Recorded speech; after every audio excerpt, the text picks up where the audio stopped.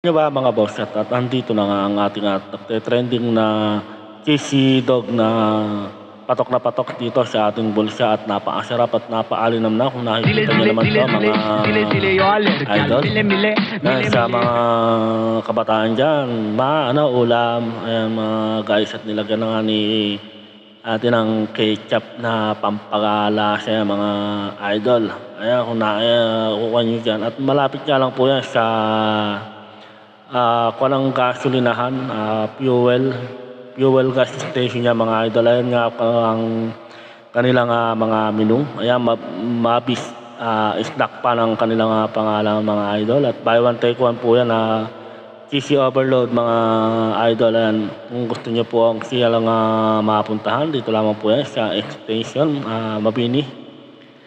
Ayan mga idol at madali lang po silang hanapin. Makikita niyo lang po sila dyan sa malapit sa along the highway. Nakita niyo naman at napakalaki nung kanilang nilalagay na mga lettuce dyan mga idol. Nakita niyo naman at naman at napakasarap na mga kanilang cheesy overload mga idol. At makikita nyo nga dyan at over na over talaga yung mga ingredients nila dyan mga idol. Ayun ang kanilang mga katabing pwesto dyan mga idol. Makikita nyo po ang highway ng Mabini Station mga idol. At ito na at nilagyan na ni ate ng cheese ng pampalasa. Ayan mga ketchup. Ayan mga idol. Makikita nyo, mapapabili ka talaga pag nakita mo itong si ulam, si Neneng mga idol. Ayan, overload talaga yung mga nila. Ayan, nilagyan na ng gulay at napakasarap talaga. Mapapahinto ka talaga dyan mga idol. Ayan nga si ate at napakarami na nga nilagay ng cheese dyan at napa-order nga ako dyan sa kanila pwesto at ito daw yung nagte-trending na patok sa pangmerienda at sa mga estudyante sa umaga pa lang daw mabenta na sila dyan mga idol at napakarami daw bumibili mga estudyante along the highway lang kasi mga idol at malapit lang dyan sa Wesleyan na hospital mga idol at syempre ay nga po ang kanilang Purok 6, Kabling Street, Barangay Mabini Station mga idol. Ayan lang po ang kanilang malapit na location dyan sa Mabini Extension mga idol. At Generica Drugstore, ayan, malapit lang po sila dyan mga idol.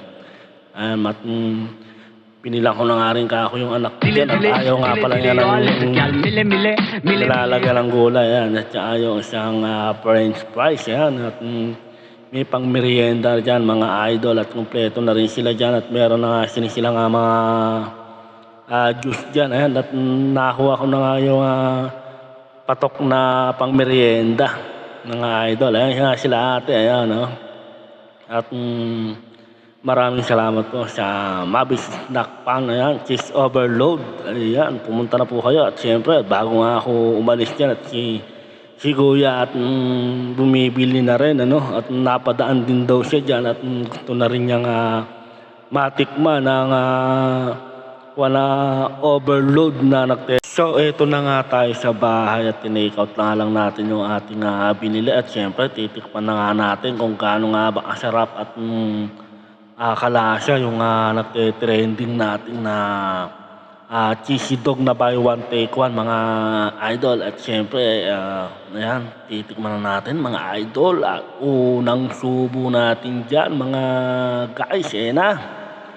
Napakasarap yan mga idol at syempre nakikita nyo naman at napakakapal ng cheese mga idol. At syempre hindi nga ako makapaniwala at binuksan ko pa nga yan mga idol kung talagang napakarami nga cheese. Ayan, at ako yung takam na nga dyan. First batch mga idol. Sarap. Suabe mga idol. Ayan, napakasarap nga ng isa pang kagat. Second batch mga idol. Ayan, ang sarap. Names. Ayan mga idol. Ayan, punta na kayo. Sugurin nyo na ang ating cheesy dog na patok pa ng pang merienda. Ayan mga idol at syempre